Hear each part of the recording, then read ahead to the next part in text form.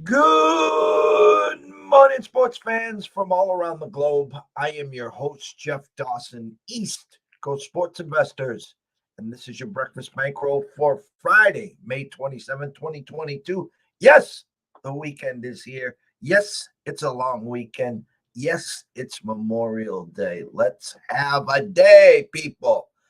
Last night, the ECSI VIPs we go 0-2, both for half units. We tried to get into the St. Louis Cardinals game, had them first five minus 115, 116. An error cost us the first five. And then for the for the full game, uh, missed opportunities. Pujols grounds out with the bases loaded, and then in the ninth versus Hader down 4-3, first and second one out, and he closes the door. So that stops our four-game winning streak. Still okay for the week. Just been adding and subtracting to the 7-course meal that will never end, as we like to say here.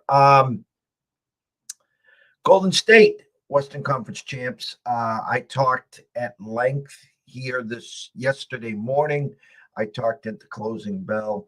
I don't remember the last long weekend that an NBA was dark, and we're going that way.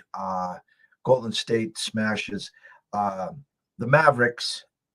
Win by 10, but it really wasn't that close. And now they'll sit and wait. And I need confirmation from someone here. I swear it's June 5th. And if it's June 5th, that's next Sunday.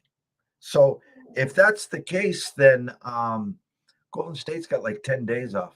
So they can go on vacation, come back, get some good sweat in, and then still be ready. Celtics, 8.5-point favorites, 9 on FanDuel. DraftKings at 8.5. If I guess there will be no basketball this weekend in the NBA. There hasn't been a close game. I mean, are you kidding me? I mean, honestly, the drama, the back and forth baskets, the fourth quarter, the Oregon playing, three, none of that. None of that.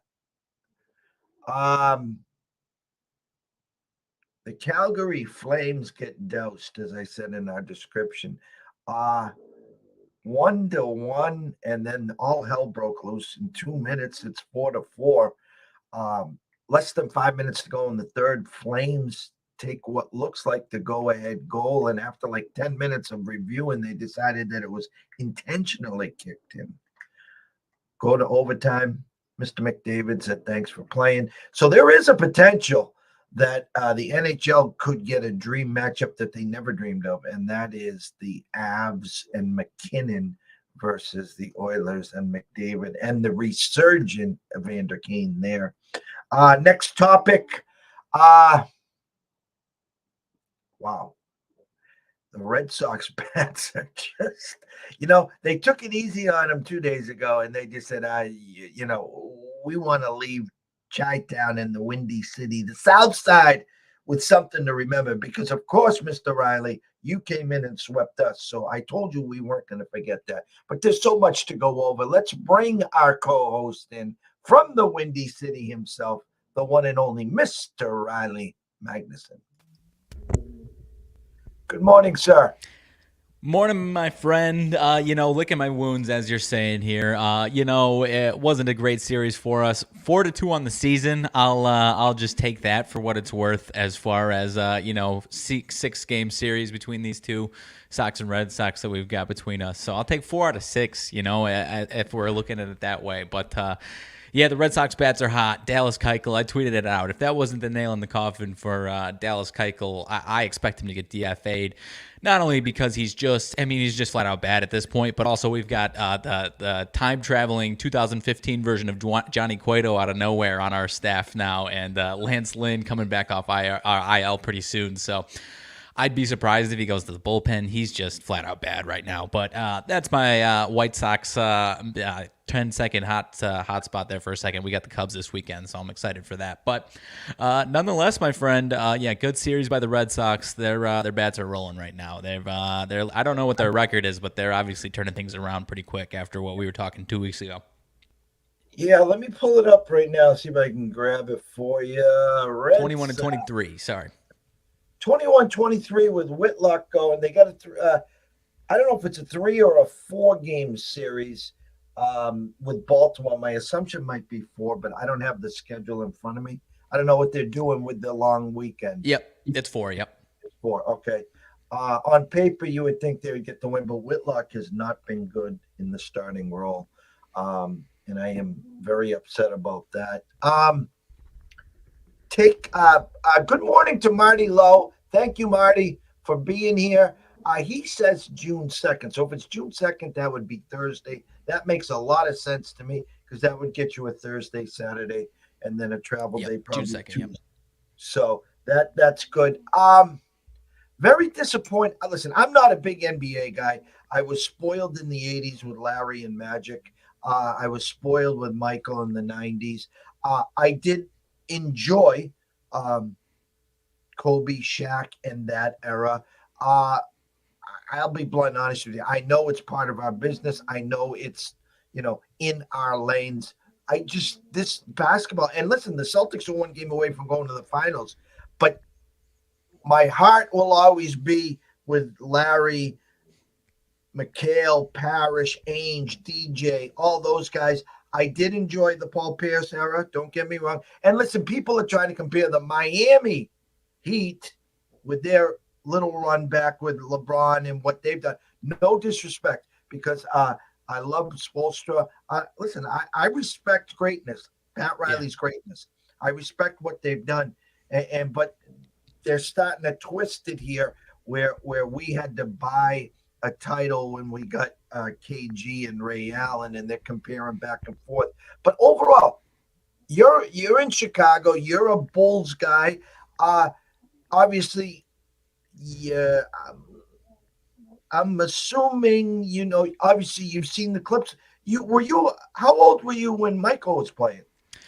So I basically I was born in '95. So did I experience as a Bulls fan the Jordan Bulls era? No, basically not. But so I my younger days were through the smoking weed in the locker room Bulls before in the 2002 2003 range. But I had older brothers. My dad. The buzz around those '90s Bulls lived through like 2005, for goodness sake. So even I fell in love with the terrible Bulls team just because of the hype from the Jordan era. That's how goofy that was, and how much reverberation, even despite how terrible they were, that he had there. But as far as these playoffs right now, I love the NBA. I can absolutely understand if anyone who says this just isn't the same or isn't it for me. I can absolutely understand that, but these playoffs, man, I've never been less excited on a daily basis for these series, which is really bizarre because months ago I would have told you this. With the expected parity from what we've seen in the past and the amount of teams that kind of have a chance this season, this was as excited as I've been for any entire playoff picture for the 2 months that we were going to have it, and it just hasn't lived up to it. Obviously, in the early rounds, we got a couple really nice games, but I mean, over the last week, every single time that I've been on here, I think we're going to get a good game. I think we're going to get a good game, and it's been double-digit blowouts every single night, and it's just not doing it for anybody. And I don't know if it seems we might be in for another one tonight, but I guess I'll say there's no chance that we will have a good game tonight, and maybe I'm the jinx, and maybe we'll get a good one tonight. You know what I mean? I like that thought process. That is the reverse jinx. Yeah. I like that. I get a kick out of Twitter, with the guys, on the games, and it's the second or third inning in a baseball game. They're down 4-0, and they already check it off as a loss. And then, of course, they come back and win, and it's the old reverse jinx there. So I agree with you. That's what we're hoping here. Indy 500, we won't go obviously into that. I did pick the winner of the Daytona 500, so I might try to get my feet a little wet in over Yeah, not there. my wheelhouse. Mine either. I have some good sources though. So Okay. I take their information, I process it, and I do some cross referencing. We'll see what that comes up. I'm not a big milk drinker anyway, so if we won, I don't be drinking the milk. Um, Big slate of baseball today, obviously. And I'm going to just preface this. Last 2 days, I've done a lot of homework in the Mother Nature and rain, and it being real cautious because I don't like the start and stops. I don't like the pauses. I don't like anything about it. It cost me. The Phillies yesterday were the play of the day, the first five alarm bells, and it was 65% chance of rain to start the game, 55% chance of rain in the second hour. And I said, you know what, guys, I'm going to stay away. And the day before, we talked about rain everywhere. Yeah. I think we got food. We got the banana in the tailpipe. Yeah, I agree. And I was talking about going to the White Sox and Red Sox game on Wednesday night. I intentionally didn't go because I didn't want to go and be there until midnight or get there and have it canceled. It fooled me 2 days in a row, at least in the South Side, man. And a lot of places, yeah, I stayed away from a lot of games. I kept it light all week because of it. And for the most part, we didn't get too much of it. So, yeah, I was real disappointed, man. I was fully expecting to have a Wednesday night rain out and then get another ticket for another game. And, yeah, so I lost. I got my losses on that one, but yeah, it's interesting. I don't know as far as what we're seeing today, but yeah, it's been a goofy week. To give him a shout out, Kevin Roth, who he does a lot of DFS and sports gambling, but is a meteorologist that helps out with that stuff. I think it was Wednesday. It was 2 games that looked like rain, and then the White Sox, Red Sox, and it was like I have absolutely no clue what's about to happen in this one. So Kevin's awesome with some weather updates if you're looking for, especially baseball and then NFL as well. But give Kevin Roth a follow if you're looking for some weather updates in the MLB. I will make sure I add him to the arsenal. Let's do this, my brother. I'm going to bring up Sports Insights today because I can go to the weather if I need to there. Okay. Let's see what we can do here. Let me share. And we go here. All right, you got your full board right in front of you. I'm going to throw you a soft lob since I was watching some of the French Open this morning while I was working. So, okay. We can serve and volley, no pun intended. Okay. Whatever you want to do.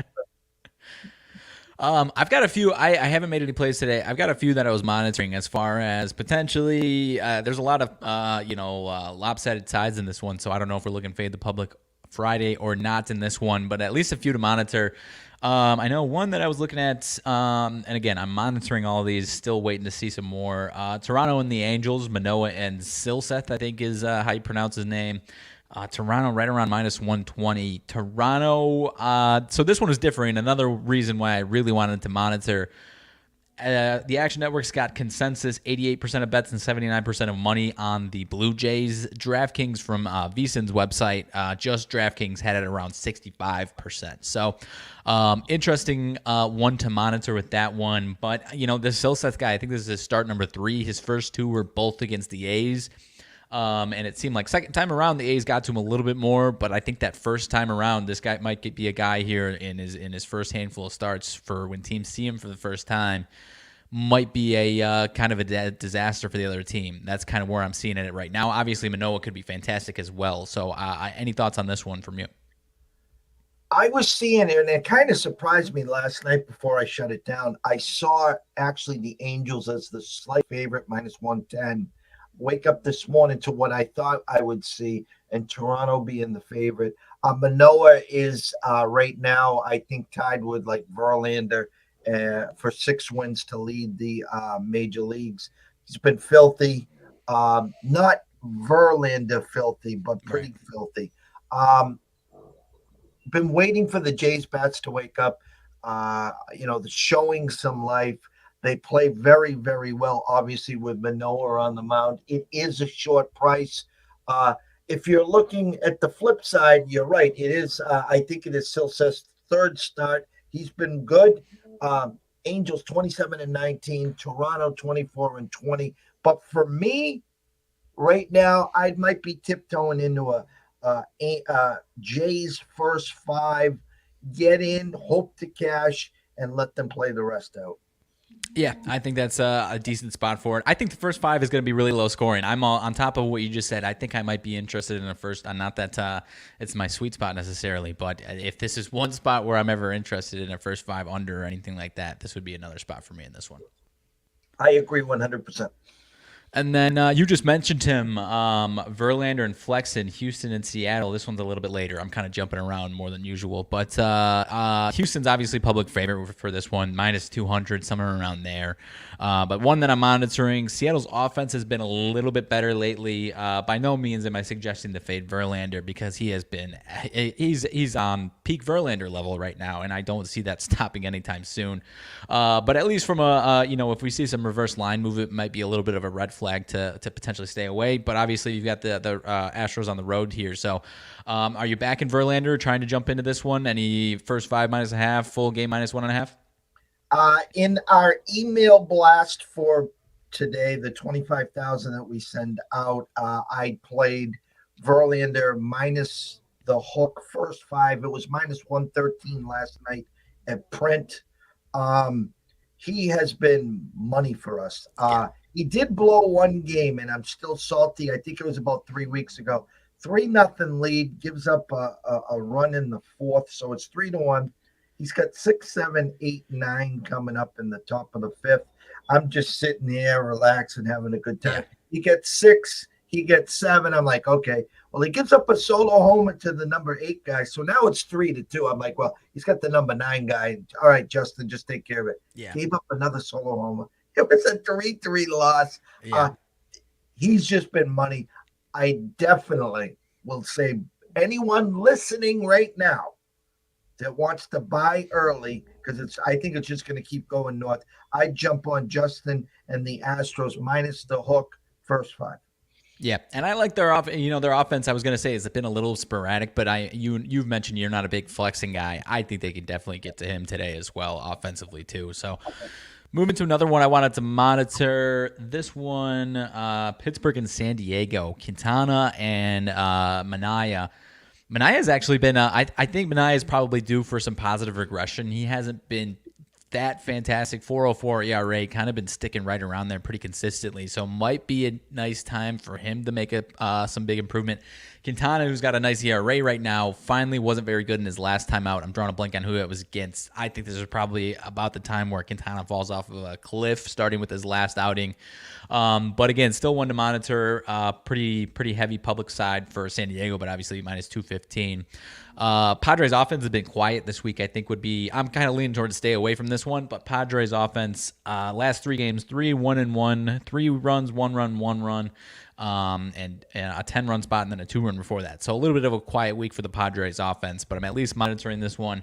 Any thoughts they can hit up Quintana in this one as well? We were talking about Quintana, myself and Scott, his last start, and actually Manaea too. When San Diego acquired Manaea, I thought that could be like the final piece. Yeah. Great inning eater, coming American League to National League. I thought it was a great spot. Had some hiccups, had some growing pains. Looks like he might slowly be rounding into form here. Not going to back a Pittsburgh team on the road. My gut would tell me that you're probably looking at some expensive tax, even minus the hook, probably in that 120, 125 range at least. If anything, I would be leaning Padres. Not a big Quintana fan at all. And a lefty pitching against the Padres, the way Manny's hitting the ball and a few other of the righties, I think it's a good spot.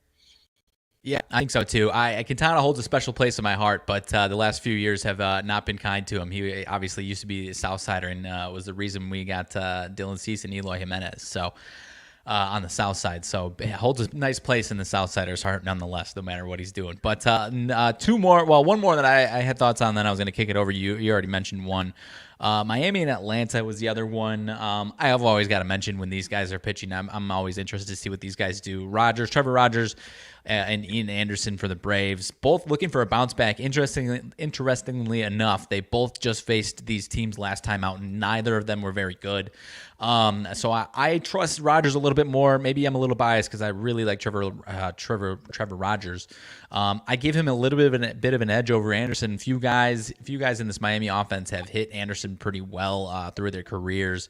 But we've always talked about this Miami offense. Just when you get a fantastic outing from their starting pitcher like you expect, and their offense puts up 1 run or 2 runs or something like that. So always a concern when you're looking at the Marlins here for sure. But also another one that had interesting splits on it. On last I checked on the Action Network, consensus was about 70% of bets and money on the Braves, and that's still holding there.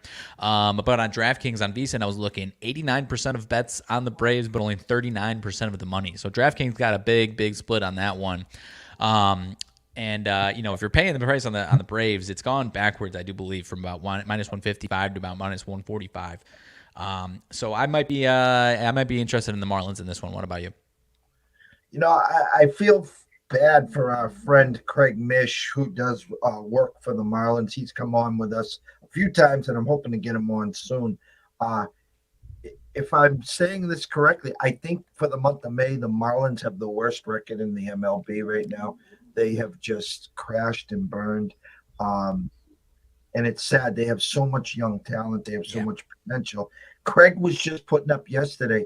All right, fans, you have nothing to complain about. I think now, I don't know if it's just for the month of June or the rest of the year, you can bring your kids to the game for $1 a seat. So they're trying to get in the seat. Sure. I'll look at that tweet again. I'll pull up Craig Mish and I'll retweet that to everyone. So yeah, he was like, stop complaining and get to the games. Yeah. I've talked about this a lot with you, a lot with Scotty. When we back the Marlins, they leave the bats in the hotel, the airport. Right. They're famous for getting guys on base, cluttering the bases, and just can't get that key hit. I was high on Rogers all year, big time high, and just not seeing it. I don't know if you wait till the Marlins finally win a game and then go back and say they win 2 in a row. Tough call, but it looks like it's starting to leak Marlins here, meaning I think that might be the side to lean on today. And everything you said is why I'm still tentative about it, because I think there's multiple guys last year and into this year that I've really liked on this Marlins pitching staff. But you said it. I mean, you'll get a first 5. You might even get first 5 plus a half, and that pitcher's only given up 1 run and has looked fantastic. Maybe it was like a solo home run, and the Marlins are 0 for 10, leaving 10 guys stranded or something like that with guys on base, and it's infuriating, man. And these guys, like you said, some of it's not like they're a complete scrub lineup by any means. Obviously, they could use a little more pop, but yeah, it's it always is a hard pill to swallow sometimes. But I'm at least interested and I'm monitoring it. That was the few that I had down. Then the last one I was going to ask you, because it's another heavy favorite in public side, was the Red Sox, and you mentioned him with Whitlock. Any faith in Whitlock today? Obviously, you've mentioned out of the bullpen you're not a fan of him starting, but any faith today, or you're confident that the Red Sox bats at the very least are going to stay hot in this one? Confidence probably at around a 3 or a 4. I think it's a tricky spot for the Sox in this regards. Their bats have definitely woken up. They, a week, 10 days ago, we were already talking about, are we buying, are we selling? And then Trevor Story has just come out of nowhere. Yeah. And so now it's funny, the beat writers and the other Twitter trolls, or whatever you want to call them, are actually pumping their chests out a little, because they're trying to give you I told you so story side of it, when the real story, no pun intended, is the fact that they paid him his 140 or 160 because they're not going to re-sign Bogarts, and then they're going to focus their next signing with Devers. And, egg in the face for, listen, if you're a big market team and you want to be called a big market team like the Yankees, like the Dodgers, like a few others, you can figure a way to pay Bogarts and pay Devers. These guys are not – they're signing these 5-year deals with second year, third year, fourth year outs, player control. So Right. you can get creative. Right. Instead of signing someone for an 8, 9, 10-year deal, say, hey, we'll give you a 5-year deal and we'll give you the out after year 2, after year 3, after year 4. JD had outs back-to-back years. He came crawling back. I mean, Right. you're betting on yourself and you're betting on the market. Yeah, 100%. And to not shift the conversation completely, but I mean, there's so many teams around the league that are doing that to where they realize that they are going to still make a lot of money or similar amounts of money by slimming down the roster and getting them somewhat competitive, as opposed to trying to take a gamble and push the chips in the middle. There's a handful of teams that are cutting bargains because they know, or getting cheap because they know that there's still the risk return as far as their own personal wallets as owners aren't going to grow that much by dropping that bag, which is really, really frustrating for certain fan bases, man. And the Red Sox obviously have seen it the last couple of years, but and the Cubs being another team as well. So here on the north side, but yeah, that's a totally different conversation that I'm sure both of us can get pretty animated about. And I'm just going to add to it because there hasn't been a lot of talk about it in the last 2-3 weeks, and that's the Oakland A's attendance. Okay, Yeah. This is what you're going to see now. Okay, we're going to have the NBA championship starting next week. We got 2 more rounds of hockey, so that'll be until the middle of June. Okay, and then we'll have a couple weeks, and we're going to have the All-Star break. Okay, and then of course it's 6 weeks till football. Will be 2-3 weeks out to the Hall of Fame game, preseason games, yada yada yada. But my fact is, you mark this down. It's 11/26 on May 27th. Okay, after the All-Star break, they're going to start panning to these empty ballparks, and there's no fans. And what's going on with baseball? Baseball's dying. No one wants to go. It's just where our society is. Okay. Mm-hmm. It's just the economy. It's inflation. Listen, I talked about this 2 days ago. I did a drive-by in the grocery store. Drive-by. Cost me $180, and across the street was the gas station, and that cost me $75. So within 15 minutes, I'm $255 deep. And now you want to talk about trying to take a family of 4 to a game, and of course, all the food, the parking, the gas up and back. You're easier to go to Best Buy. They're giving away those big flat screen TVs. You can go and get a 70-inch Mitsubishi for the price that it takes me to take a family of 4 to the Boston Red Sox. Right. It's absurd, man. I don't know how to lend a hand as far as that, but I mean, for me going to the White Sox games, I mean, it's easy for me because it's I have the train right next to me and it takes me right there. But you're absolutely right. Anyone else that doesn't have that advantage of me, there's no incentive to go to these games. I mean, I can pop open my screen right now and check, aside from this weekend because it's the Cubs and Sox, but I don't know, like this past week I could have gone to the Sox and Red Sox every single day for less than $10 if I wanted to with the train, but that's just me, and it's easy for me because I can take the train and be there, but for anyone else that's driving or parking or actually planning on doing anything as far as eating or drinking at the games, you're right. It's not going to be that type of that easy. So they're lowering the ticket prices at these places, but that's it. It's I paid more the last time I went. I paid double the amount of my ticket price for a beer than I did for my ticket. It was $7 for a ticket. I paid $13-14 for a beer, for fuck's sake, man. But nonetheless, I mean, beyond that though, there's as far as the MLB compared to, let's say, the NBA, there's so many practices that they just or easy opportunities that they miss to help themselves. I mean, I've ranted about it before, but situations like the Cubs and White Sox series, historically, when in the past, when it was whoever it was that did the scheduling, the old couple or whatever that did the scheduling or whatever, maybe I'm paraphrasing, but every single year it would be 6 games, Cubs and Sox, or these rivalry series, 6 games, and the places would be packed, and this would be the biggest events of these team seasons. Over the last decade, there's so many times, including this year, where they're only doing 4. And not only 4, but they'll do it like that Cubs and White Sox series you saw at the beginning of May, and it's 50 degrees tops in these 2 games, and nobody wants to go. And we're staring at a Memorial Day weekend. Instead of having a 3-game series, we got Saturday and Sunday. The White Sox are off today and Monday, and the city's ready to explode with activity. And there's only 2 games on Saturday and Sunday, and they're trying to cry poor and all these spots. Find the easy ways to make yourself some money, for damn sake, man. I mean, these Cubs Sox tickets, you gave them a 4-game series on Memorial Day or even a 3-game series. And that's the biggest money-making spot that you're going to find all season by far, and it just doesn't make sense as far as some of these practices they do. I don't get it at all. I mean, way back in the day, it was very simple. Okay, after Sunday, you traveled, you played Monday, Tuesday, Wednesday, or you played Tuesday, Wednesday, Thursday, and Thursday was travel day. You played Friday, Saturday, Sunday, long weekends. That's why I asked you about if the Sox were in that 4-game series. Long weekends mean you stay, you play the extra game. I find it absolutely absurd.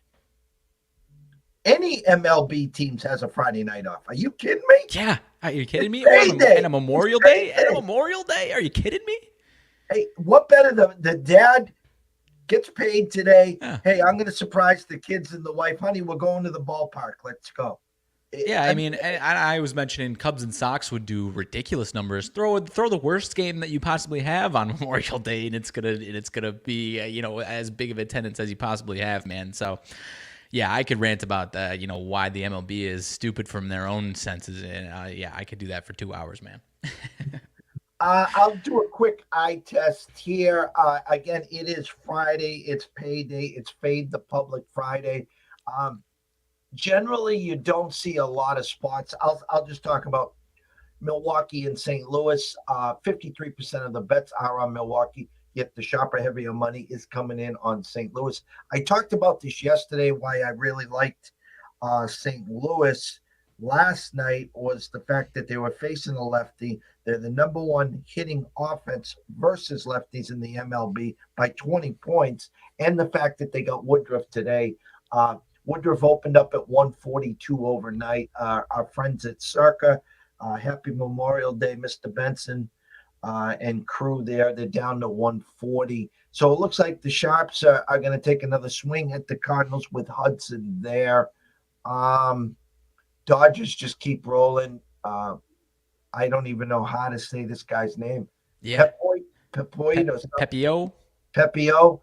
versus Bumgarner. No thanks there. Nothing there. Cleveland and Detroit.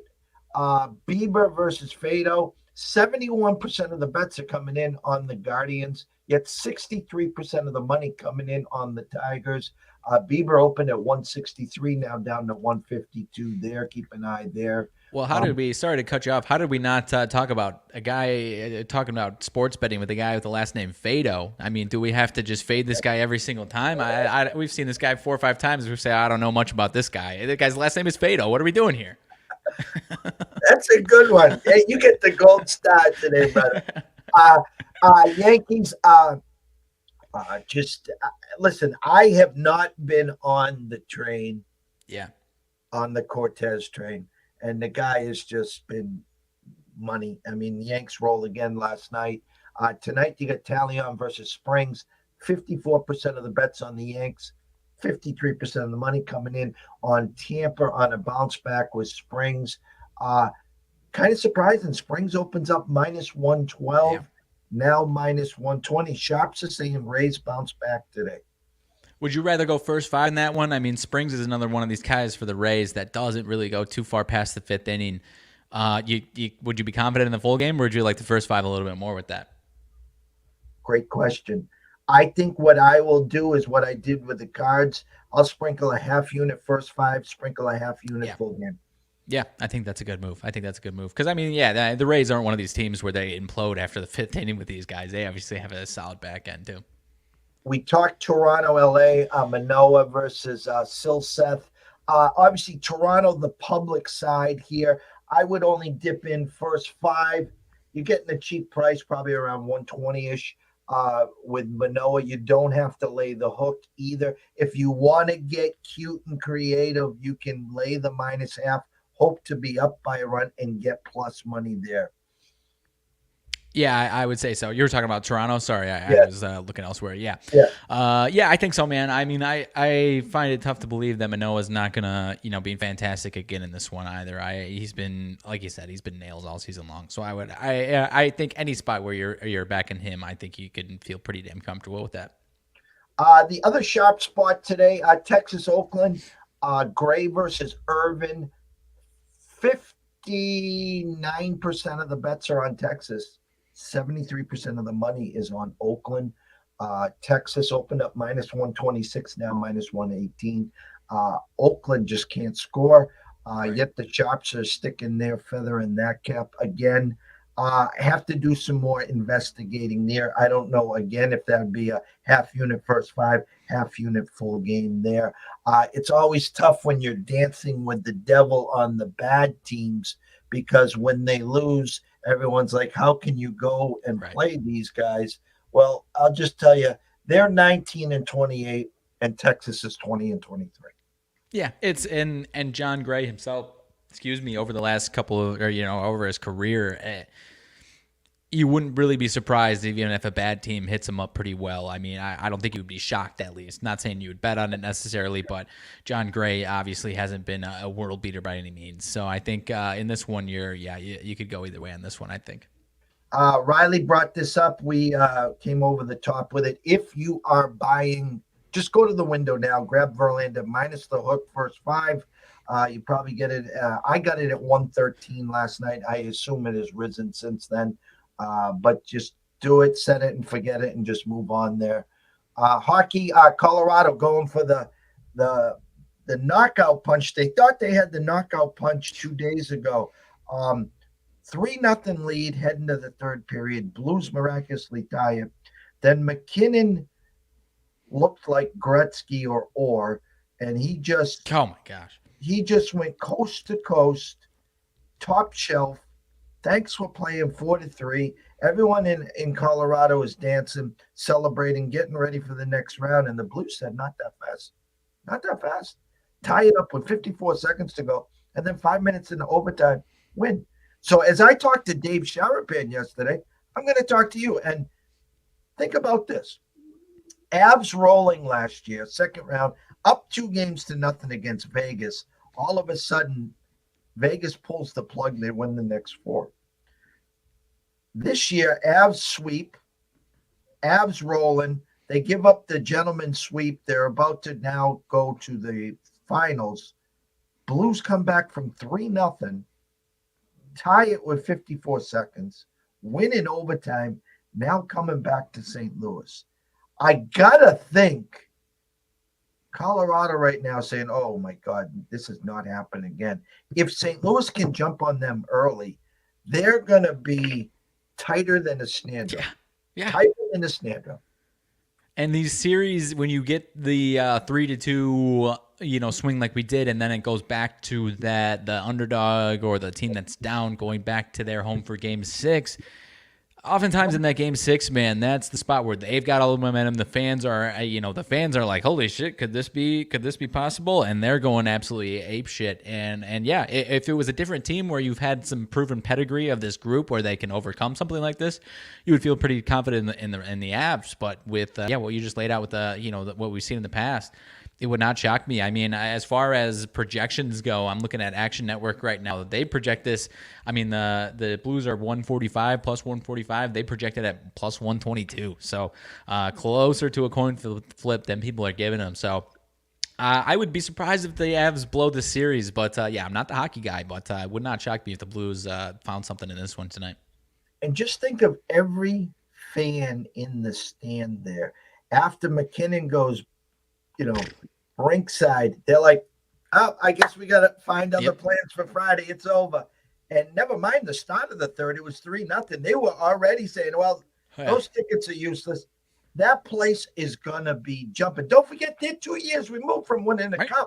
They know how to do this. Yeah. Yeah. And that place gets loud, man. That place gets really, really damn loud, and they're passionate. They're passionate about them Blues, dude. The basketball game, I'm just going to say what Riley said. It's going to be a blowout. You don't have to watch it. Okay, guys? It's blowout. It's over. Golden State versus the Celtics. Don't turn on any NBA. It's done. Have fun.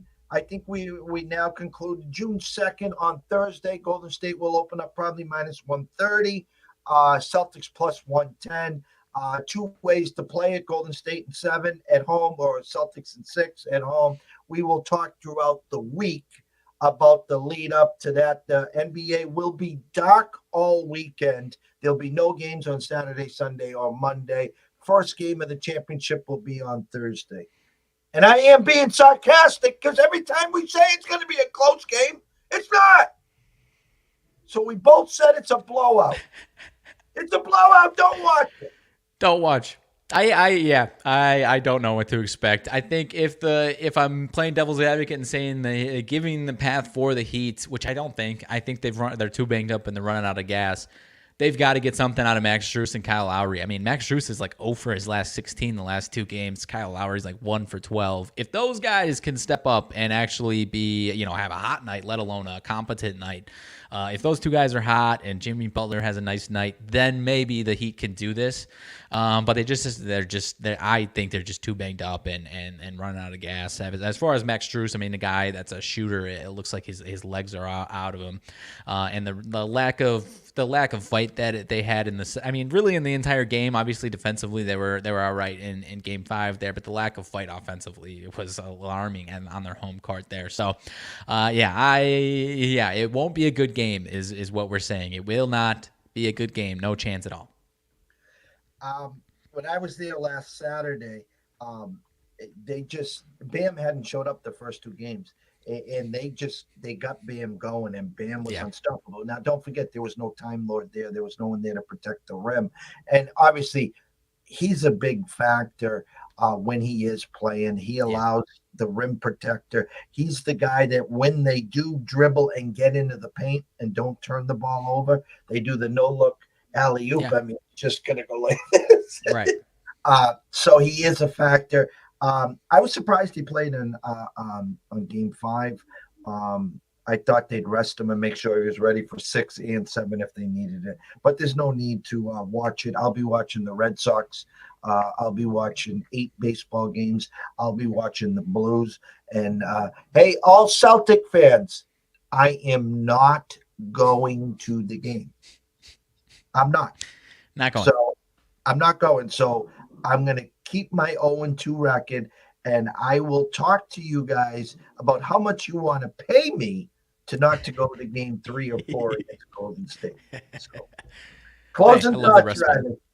I love the recipe. No, as far as, we've talked about it as far as Fade the Public Friday and the MLB compared to, let's say, the regular NBA season. I think it's, there's probably certain spots like you were talking about with Verlander that you should probably get into. And then there's other ones that I think you should monitor.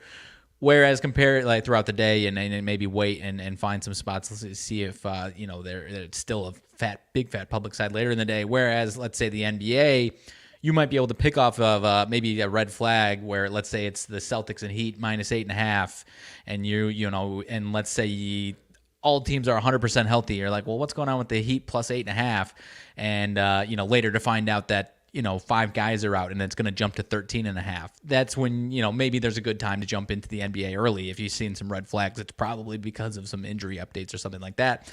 Don't have the same advantages, quite the same for the MLB, where guys, just decide. You typically know when someone's going to play or not in the MLB. So it's a little different than the NBA, where I had a lot of success on Fade the Public Friday. So still trying to find my footing on MLB Fade the Public Friday. But I think it's, I think monitoring a lot of these throughout the day and seeing, especially with no day games either. I think that's, I don't think we have any single day games this week, or today, I mean. And so, I think just waiting a little bit and seeing if anything moves and any reverse lineman movement, all the like of that lot. But nonetheless, that's about all I've got. I'm excited for a big, hopefully Memorial Day weekend of sports. Hopefully we get some good action this weekend. I was talking to Scott in the closing bell yesterday, and when I came to the conclusion that, all right, we're going to dip our toes in with the Cardinals, I was like, hey, can you do me a favor? Can you see if Hader is back? Hader took a leave. I guess there was a family emergency or something, and he missed a few of the games. Williams was closing, Gott was pitching. in the eighth inning, and that's one of the strengths, obviously, of the Brewers is that back end when they're firing Williams and Hader, it's ugly. And he goes, "Nah, Hader's not back." Well, it's the bottom of the ninth, and the Cardinals are down by one, and they get the top of the order coming up. In comes a long-haired lefty. I'm like, you SOB. and I get the leadoff hit, and I'm like, all right, well, maybe this is good. And then he strikes out Goldschmidt. And then I got another guy on. So I got first and second and one out, but he gets out of it. Pujols battled for like 8 or 9 pitches and then swung at one at his eyes and popped it up to first base. But so, you get information now. And it as Riley's talked about, it's for the most part, there's no need to run to the window. Things could change. People could get scratched. Incoming rain. There's a million different things. Late COVID information. Luis Robert. That was a surprise the other day with Luis Robert, right? Yeah. Correct. And I know, I was talking about get Verlander now and stuff because there's only one way that can go, and that's up. They're not going to be running the window to be betting flexing in the first 5. There's just no way. I saw it at 1:13 last night. That's why we sent it out on the email blast. But it is Memorial Day weekend. It's basically the official welcome summer. Here we come. I always talk about once it gets to 4th of July, the summer is over and everyone thinks I'm crazy, especially for me. I live on Cape Cod and they're saying, no, the summer's just beginning.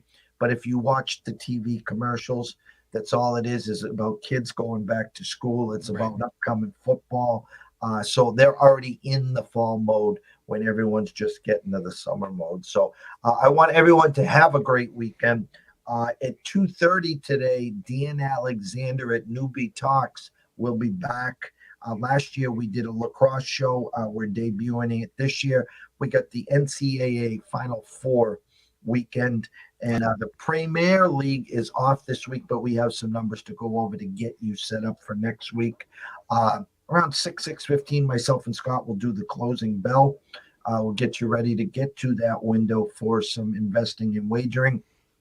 Saturday, myself and Scott will be doing a breakfast bankroll. And on Sunday, if Riley is available, we will jump on in the morning to get everyone set up for a Sunday afternoon and evening schedule there. And then we'll just play Monday by ear. So thank to all the loyal listeners, family, friends. Without you, there's no ECSI. And also always remember this. If you are wagering today or tonight or tomorrow, please do it responsibly. If you do have a problem, pick up the phone. There is an 800 number. Ask for help. Why? Myself and Riley care. We want to see you here today, tomorrow, next week, next month, through 2022 and beyond. From myself, Jeff Dawson at EC Sports Invest, from Riley Magnuson at Riley_Magnuson, the one. We wish everyone a blessed morning and afternoon, and we will see you soon.